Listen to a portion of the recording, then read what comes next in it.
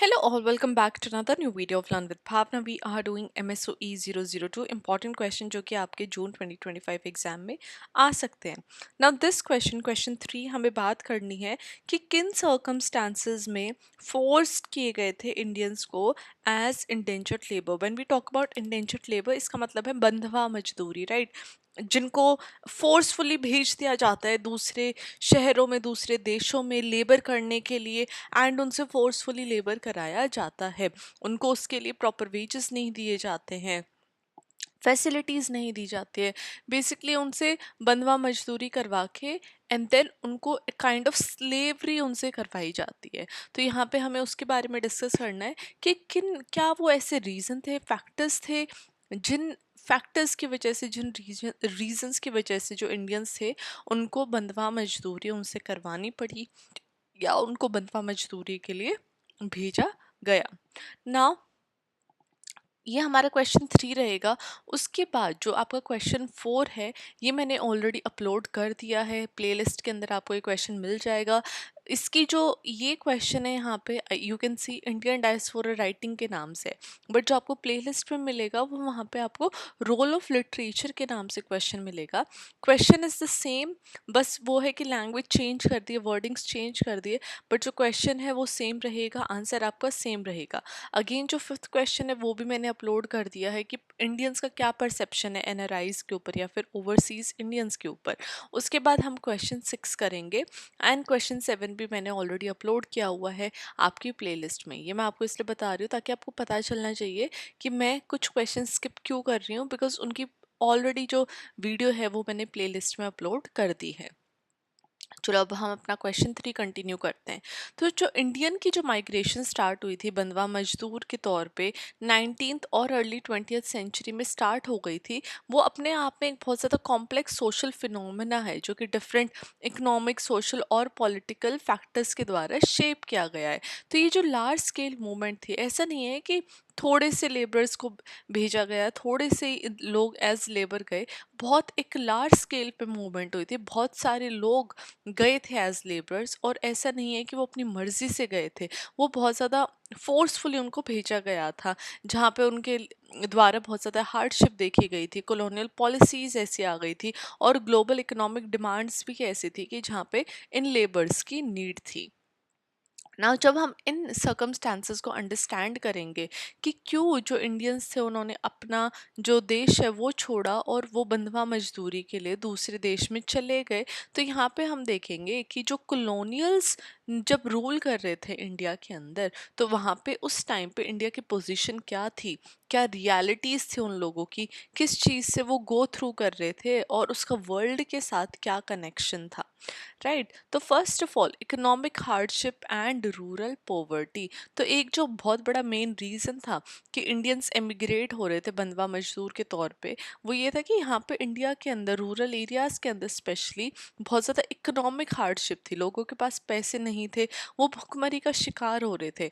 तो colonial India के अंदर एग्रीगेरियन इकोनॉमी जो थी वो इतनी ज़्यादा फ्रेजाइल और अनइक्वल हो गई थी. जब हमने ग्रीन रेवोल्यूशन की बात की थी तब हमने देखा था कि ग्रीन रेवोल्यूशन के तहत जो काफ़ी सारे जो स्मॉल स्केल पीजेंट थे, फार्मर्स थे, लैंडलेस लेबरर्स थे, उनकी जो कंडीशन थी वो बहुत ज़्यादा ख़राब हो गई थी.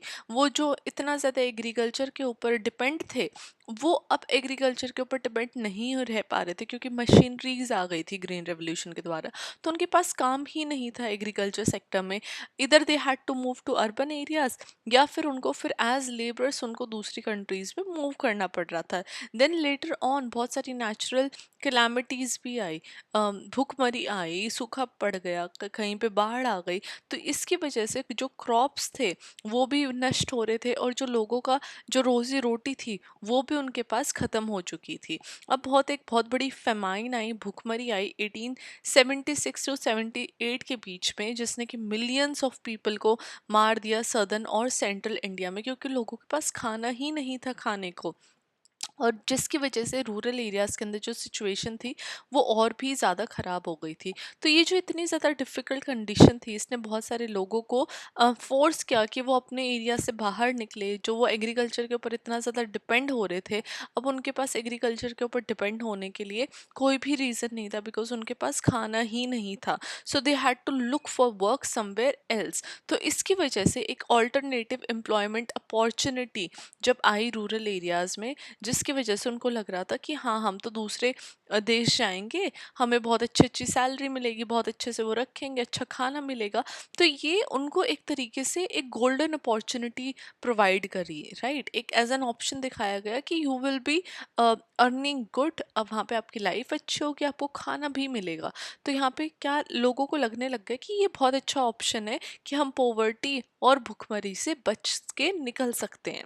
तो यहाँ पे फर्स्ट ऑफ ऑल जो ब्रिटिश कॉलोनियल पॉलिसीज है उसका बहुत बड़ा इम्पैक्ट आया, बिकॉज ब्रिटिशर्स का जो कॉलोनियल रूल था उसने सोशो इकोनॉमिक सिचुएशन जो थी इंडिया की उसको काफ़ी ज़्यादा चेंज किया, जिसकी वजह से लोग बंधवा मजदूरी की तरफ बढ़ने लग गए। अब जो ब्रिटिश एडमिनिस्ट्रेटर था उसने लैंड रेवेन्यू सिस्टम ला दिया, राइट, जहाँ पे वो परमानेंट सेटलमेंट और रोयतवारी सिस्टम के द्वारा टैक्सेस ले रहे थे पीजेंट से। अब वो टैक्सेस इतने ज़्यादा थे कि उनके पास इतने पैसे भी नहीं थे कि वो टैक्स पे कर सके। इसकी वजह से लोग क्या है बहुत ज़्यादा कर्जे में डूब गए। जो लैंड था वो ब्रिटिशर्स के नीचे चला गया, बिकॉज अगर वो अपना टैक्स पे नहीं कर पाएंगे तो वो कहीं ना कहीं जो लैंड है वो उनको अपना गिरवी देना पड़ेगा। तो फार्मर्स की जो लाइफ थी, सिचुएशन थी ब्रिटिशर्स के टाइम पे, वो बहुत ज़्यादा ख़राब हो गई थी। सेम टाइम पे ब्रिटिश पॉलिसीज़ ने जो ट्रेडिशनल इकोनॉमीज़ थी उनको काफ़ी ज़्यादा हार्म किया।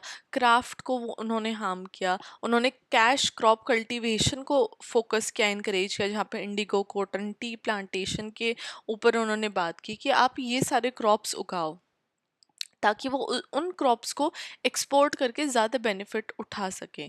अब वो फूड क्रॉप्स को नहीं उगाने दे रहे थे, ताकि अगर फूड क्रॉप्स उगेंगे तो लोकली लोग उन क्रॉप्स को कंज्यूम करेंगे। तो ये जो शिफ्ट था इसने जो फूड सिक्योरिटी थी लोगों के मन में उसको बहुत ज़्यादा कमज़ोर कर दिया, और जो रूरल पॉवर्टी थी वो और भी ज़्यादा बढ़ गई।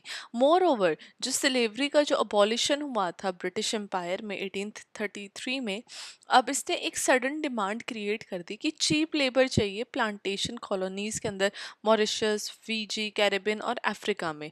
तो ये जो लेबर शॉर्टेज हो रही थी ऑल ओवर द वर्ल्ड, तो ब्रिटिशर्स ने क्या सोचा कि इंडिया को हम एक सोर्स बनाते हैं जहाँ से हम बंधवा मजदूर यहाँ से भेजेंगे, और हम इन बंधवा मजदूरों के द्वारा जो कंट्रोल है इंडियन टेरिटरी के ऊपर, इंडियन नेशन के ऊपर, वो हम अपना कंट्रोल बना के रखेंगे ना। सोशल फैक्टर्स भी और कास्ट कंसिडरेशंस भी एक बहुत बड़ा रोल प्ले कर रही है, जहाँ पे ऑफ कोर्स ब्रिटिशर्स की पॉलिसीज थी, बट जब हम सोशल प्रेशर्स की बात करते हैं उसने भी एक बहुत इंपॉर्टेंट रोल प्ले किया इन लोगों को बंधवा मजदूर बनने पे। काफ़ी सारे जो बंधवा मजदूर थे वो मार्जिनलाइज सेक्शन ऑफ सोसाइटी से आ रहे थे, वो लोअर कास्ट से ज़्यादातर बिलोंग कर रहे थे या फिर ट्राइबल कम्युनिटीज से बिलोंग कर रहे थे। तो ये सारे जो ग्रुप्स हैं उन्होंने सोशल डिस्क्रिमिनेशन फेस की हुई है। उनके पास इतनी ज़्यादा लैंड नहीं थी या स्किल्ड एम्प्लॉयमेंट उनके पास नहीं थी, जिसकी वजह से इमिग्रेशन ही एक उनको चांस दिख रहा था कि उस इमिग्रेशन के द्वारा एज इंडेंजर्ड लेबर वो अपना जो इकोनॉमिक स्टेटस है, सोशल मोबिलिटी है सोसाइटी में इम्प्रूव कर सकते हैं। एडिशनली जो पेट्रियार्कल स्ट्रक्चर था रूरल इंडिया का, वहाँ पे इतनी ज़्यादा अपॉर्चुनिटीज़ नहीं थी यूथ के पास, जिसकी वजह से काफ़ी सारे लोगों को वैसे ही जो अपने गांव वगैरह है वो छोड़ के जाने पड़ रहे थे इन सर्च ऑफ वर्क। तो वहाँ पे इंटायर फैमिलीज ने कई बार पार्टिसिपेट किया माइग्रेशन के अंदर एज अ सर्वाइवल स्ट्रैटेजी। तो उनको पता था कि हमें अपना गांव तो छोड़ना है, यहाँ पे तो कुछ है नहीं, why not to let's just move as immigration labours, indentured labours.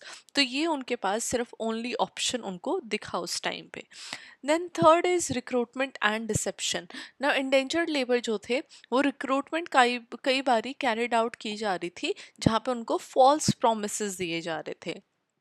जो एजेंट्स थे, आर्कतीज या फिर मिडिल मैन, वो उनको फेक प्रोमिस दे रहे थे। लेबर्स को बोला जा रहा था कि उनको अच्छी जॉब्स मिलेंगी, उनको बहुत अच्छे पैसे मिलेंगे, उनकी जो लिविंग कंडीशन है बाहर वो बहुत बेटर हो जाएगी। हावेवर जो रियलिटी थी वो बहुत ज़्यादा ख़राब थी। उनसे बहुत लंबे लंबे समय तक काम करवाया जा रहा था, उनको वेजेस नहीं दी जाती थी, बहुत डिसिप्लिन था और लिविंग कंडीशन तो बहुत ज़्यादा ख़राब थी।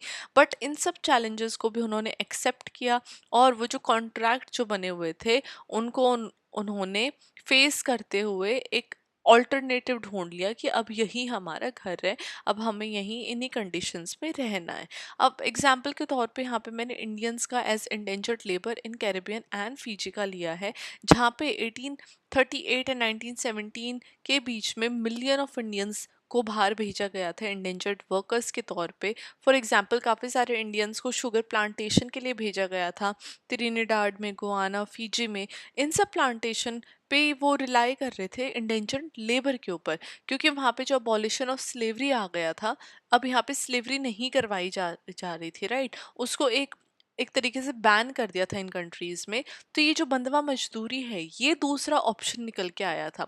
यहाँ पे इंडियंस कॉन्ट्रैक्ट में वर्क कर रहे थे, जो कि 5 साल कॉन्ट्रैक्ट रहेगा, जिसके बाद वो अपनी कंट्री, अपने होम वापस जा सकते हैं। दो उनसे फोर्स करवाया जा रहा था, बट जितने भी माइग्रेंट्स थे उनकी जो फाउंडेशंस थी वो थी वाइब्रेंट इंडियन डायस्पोरा के ऊपर इन कंट्रीज़ के अंदर, जिसके द्वारा उन्होंने अपने कल्चर को भी प्रिजर्व करके रखा। एंड जो न्यू जो सोसाइटी में वो ढल गए थे वहाँ पे भी उन्होंने अपने आप को ढालने की कोशिश की। At the end, to conclude this answer, हम ये कह सकते हैं कि जो माइग्रेशन था इंडियंस का एज बंधवा मजदूर, एज इंडेंजर्ड लेबर, वो रिजल्ट था इकोनॉमिक डिस्ट्रेस का, कॉलोनियल एक्सप्लॉयटेशन का, सोशल मार्जिनलाइजेशन का, और ग्लोबल लेवल पे जो लेबर डिमांड्स बढ़ रही थी उसका। Poverty, famine, land dispossession, social inequality, ये सारे बहुत सारे रीज़न थे, along with many other social reasons, right. Lower caste से होना या फिर उनको लुक डाउन करना, राइट। तो ये सारे रीज़न थे जिसकी वजह से उनको लग रहा था कि हम अगर अब्रॉड ही चले जाएंगे वहाँ पे हमारी लाइफ बेटर हो सकती है। इवन दो वो जो कॉन्ट्रैक्ट थे वो एक्सप्लॉयटेटिव थे, बट उनसे, याद रखना कि उनसे प्रोमिसेस फेक की गई थी। एंड अगर ये कॉन्ट्रैक्ट एंड भी हो गए थे 5 साल के बाद, उनको स्टिल इंडिया वापस नहीं भेजा जा रहा था। तो ये सारी जो इंडेंजर्ड लेबर्स ने जो हार्डशिप फेस की है उसकी वजह से जो माइग्रेशन है वो देखने को मिली। सोशल कल्चरल लैंडस्केप जो थे इंडिया के भी, एंड जिस कंट्री में वो मूव हुए वहाँ पे भी जो कल्चर जो चेंजेस थे, सोशल चेंजेस थे, वो देखने को मिले। एंड आज भी ये जो डायस्पोरा आइडेंटिटीज़ हैं वो आज भी इन एरियाज़ के अंदर, इंडिया के अंदर काफ़ी ज़्यादा इन्फ्लुएंस हमें देखने को मिलता है। इसी के साथ जो ये हमारा आंसर है इंडेंजर्ड लेबर का, कि किन रीज़न की वजह से जो इंडेंजर्ड लेबर है इंडिया के अंदर उनको इमिग्रेट करना पड़ा फोर्सफुली, राइट। तो ये हमारे जो क्वेश्चन है यहीं पे एंड होता है। I will now see you in the next question. Till then keep on studying and all the very best for your exam. Bye.